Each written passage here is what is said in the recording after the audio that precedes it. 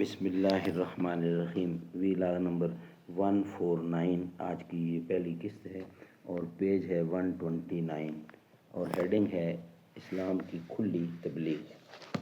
ناظرین، اس کتاب کا نام ہے الرحیق المختوم. سیرت النبی صلی اللہ علیہ وسلم پر دنیا بھر میں اول انعام یافتہ کتاب الرحیق المختوم. رائٹر اس کتاب کے مولانا صفی الرحمان مبارک پوری. رابطہ عالمی اسلامی مکہ مکرمہ کے زیر اہتمام منعقدہ سیرت نگاری کے عالمی مقابلہ میں اول آنے والی عربی کتاب کا اردو ترجمہ.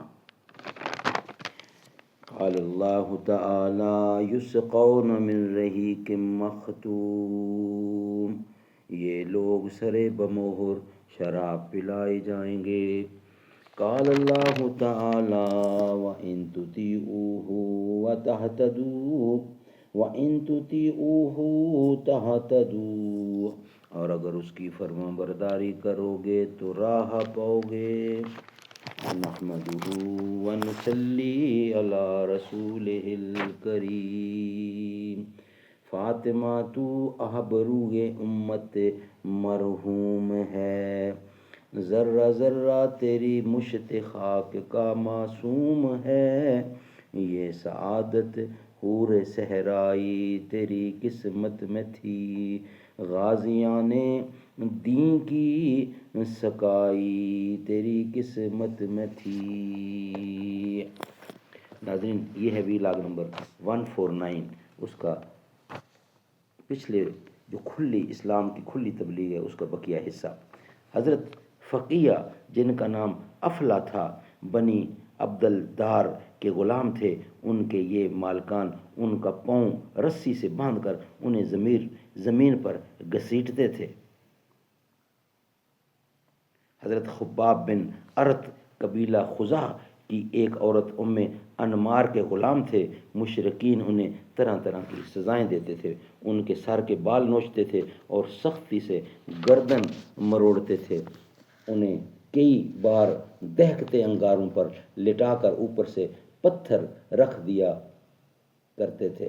یعنی ان کو دہکتے انگاروں پر لٹا کر اوپر سے پتھر رکھ دیا کہ وہ اٹھ نہ سکیں.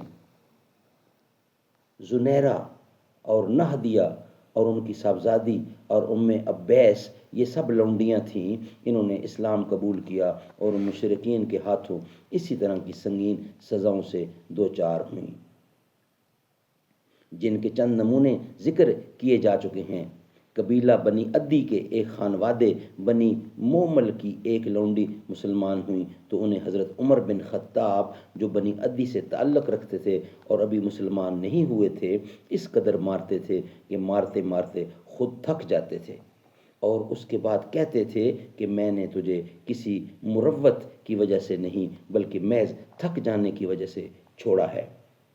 آخر کار حضرت ابو بکر صدیق رضی اللہ عنہ نے حضرت بلال اور عامر بن فہیرہ کی طرح ان لونڈیوں کو بھی خرید کر آزاد کر دیا.